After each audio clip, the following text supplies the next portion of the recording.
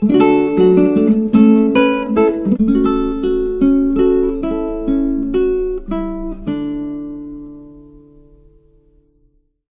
short stories, The Gold Bug. Summary.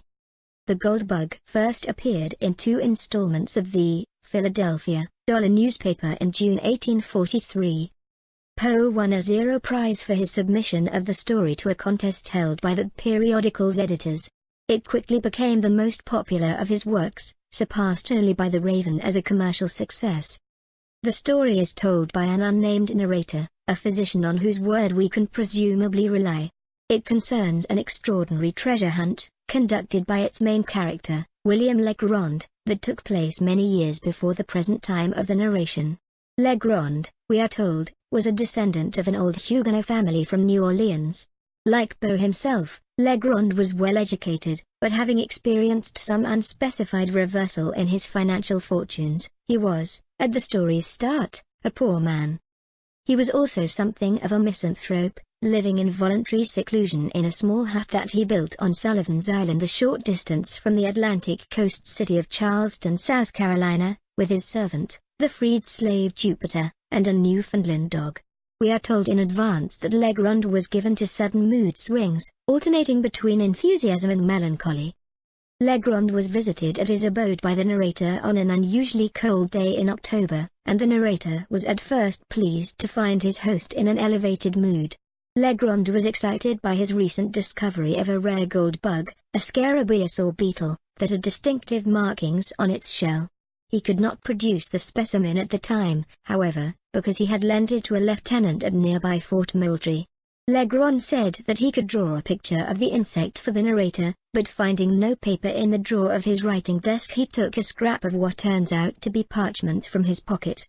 Legrand completed his sketch and handed it to the narrator, but as the guest held the parchment in his hand, Legrand's dog entered the room, jumped on the narrator, and the paper came close to a fire that had been lit to warm the hut on this unseasonably cold afternoon. What the narrator saw was not the outline of an insect, but the image of a death's head or human skull. Legrand was disconcerted by this turn of events. But as he was about to throw drawing in fire, Legrand noticed something. He locked the drawing in his desk drawer without further comment. The prudent narrator sensed that his presence had disturbed Legrand and left. About a month later, the narrator was visited in his Charleston offices by the ex-slave Jupiter. He bore a written message from his master which asked the narrator to come at once to Sullivan's Island. Legrand gave no reason for the request beyond indicating that business of the highest importance was at hand. For his part, Jupiter was convinced that Legrand had gone mad, ascribing this dementia to Legrand's having been bitten by a gold bug when they first found it.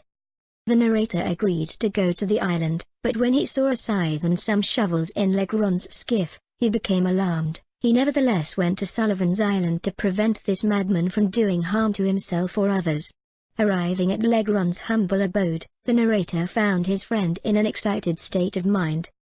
Legrand proclaimed that the gold bug would make his fortune and then asked the narrator to accompany him and Jupiter on a nocturnal expedition to the mainland.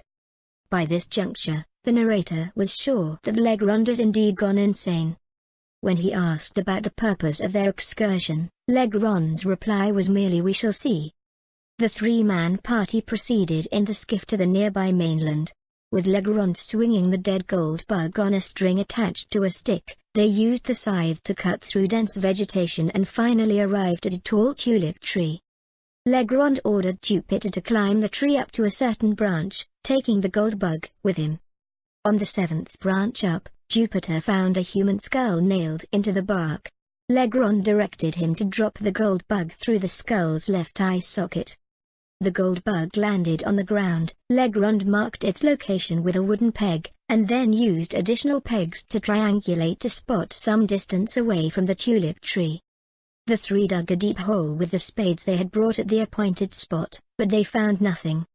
Just as they are about to leave, Legrand was struck by the thought that Jupiter may have dropped the bug through the skull's right eye socket, rather than the left one. He commanded Jupiter to shimmy up the tree again, and drop the bug through the correct socket. When the bug landed on the ground, Legrand repeated the pegging procedure, marking a spot on the ground several yards from the first. The men dug down, but this time they found a large treasure chest, filled with gold and precious jewels, along with the skeletons of 2 men. The treasure was so heavy that it requires several trips to move it from the mainland to Legrand's cabin on Sullivan's Island. This task completed, Legrand and the narrator appraised the booty and reckoned its value to be in excess of 5 million. The story, however, does not end here, for in its second part, the narrator recounts Legrand's complicated explanation of the events of the story thus far and reveals how he solved the riddle of the buried treasure and its exact location. Legrand disclosed that he found the gold bug near the remains of an aged rowboat. When the bug bit him, Jupiter handed him a piece of paper caught up in a nearby bush to staunch the wound, and he then placed it in his pocket. It was this same sheet of paper, actually parchment, on which he drew the sketch of the gold bug for the narrator. What the narrator saw, however, was a skull on the other side of the parchment, and it was only because of the sheet's accidental exposure to the heat of the fire warming the hut that this death's head image became visible. Legrand noticed that his drawing was on the other side of the parchment just as he was about to throw it into the fire, and placed it in his writing desk for further investigation.